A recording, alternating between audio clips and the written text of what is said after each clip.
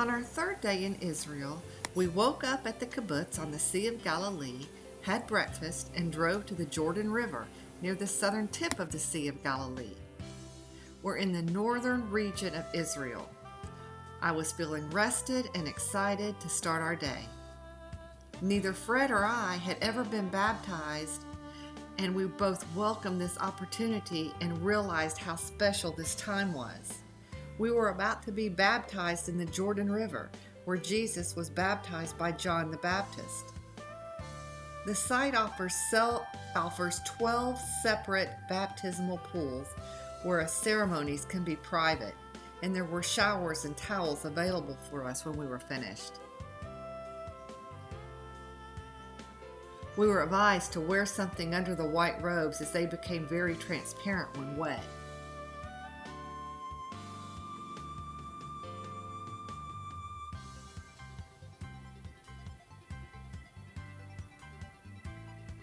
Fred went first.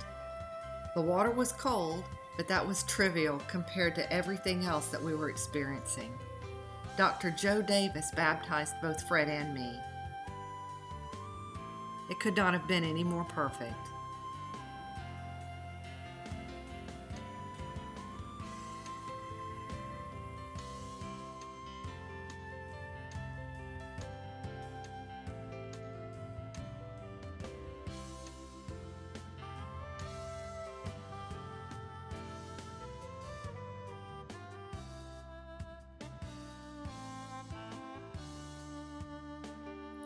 After the baptism, we stopped at a coffee shop.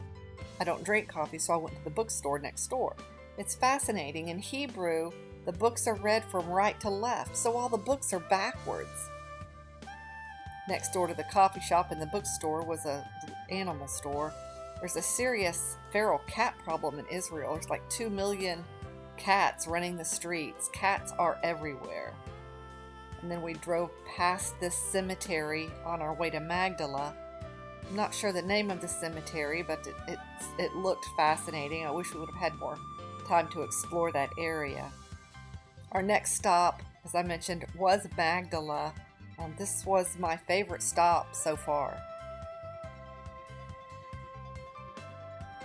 The synagogues in the Galilee area, there is no question that this is it. Where would Jesus have been standing? Right where that stone is where he would have been standing, opening the scripture and revealing the scripture and teaching on the scriptures. Where would the disciples have been seated to listen to him? They would have been seated around here and also right here. Truthfully, the people who were the elders of the synagogue probably would have been a little bit closer, and the disciples would have been seated here on this outer area. So you'd have the people who are coming here all the time having their seats in the synagogue, and right there, very close. Most likely the disciples are seated right here. So over here is James, John, Peter, and right along here you're going to have the 12. And you will have them sitting listening to Jesus. I know of no other place where you will get as close as we are right now to where the disciples sat and listened to the words of Jesus. So what I want you to do right for a moment is I just want you to picture in your mind Jesus standing right there in the middle and the disciples seated right here listening. You are that close to hearing the words of Jesus if you were in the first century.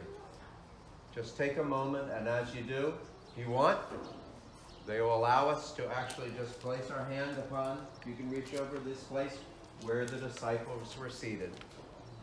Please take some time if you'd like.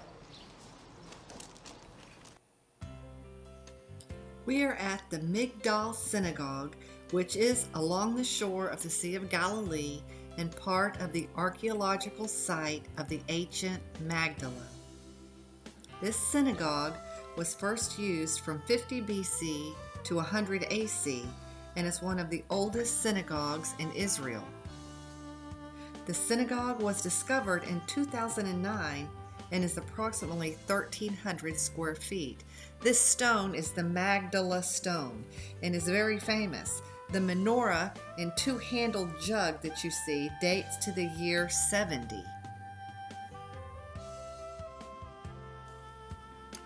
While we were here, I bought a beautiful carving of olive wood praying hands that I gave to my father. This really was an amazing place to visit. Just being there and touching the stones in front of you, knowing that the disciples sat there and that Jesus was standing in the middle preaching. You could just envision it all so clearly. It really was an amazing feeling. And this truly was one of my favorite places to visit.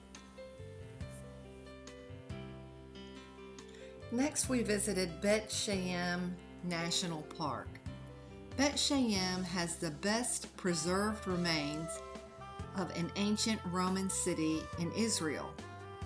It is in northern Israel, and in Roman times it was a leading pagan city. Beit is situated on Highway 90, which is the north-south road that runs the length of Israel. There's almost no shade in this national park, and if I had to describe the park, hot and sunny would be my number one takeaway. Beit is mentioned several times in the Bible.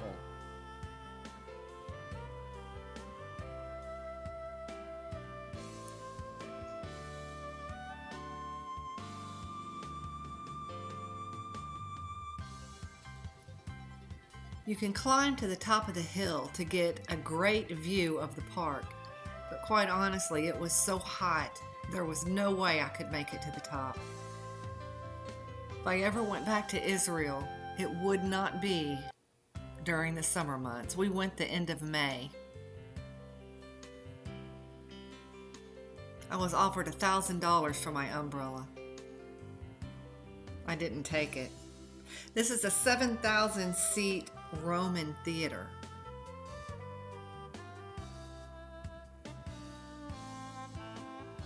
They say you can stand in the middle without a microphone and be heard all around. I did make it to the top of the theater. I was quite proud of myself for doing that.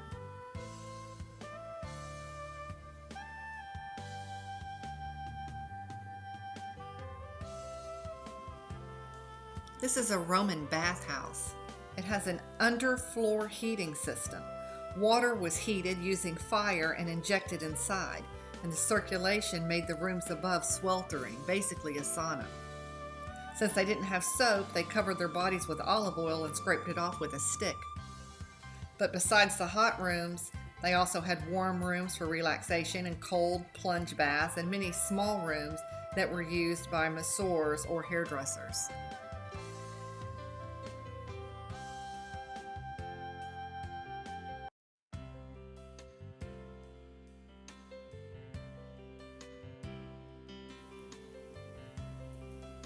Beit National Park was our last stop for day 3 in Israel. We had a fascinating drive on the way back to the hotel. We got to drive through Jericho, and if you can see, the flat top mountain to the right was to the right of us when we were in the bus. That's where Jesus was tempted for 40 days. Interestingly enough, Jericho was given to Cleopatra as a birthday gift by Mark Antony, who was a Roman general. She wanted the Dead Sea, but they gave her Jericho as kind of a consolation because they did not want to give her the Dead Sea because it was too important of a resource for them. So we are starting to travel along the border between Jordan and Israel. We just saw our first glimpse of the Dead Sea. You can see the gates and the fences that were patrolled by Israel. We also saw some Bedouins that were patrolling in that area.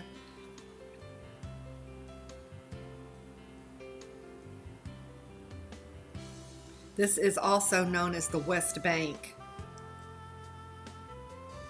It's interesting to note how the landscape is changing as we're getting closer to the desert.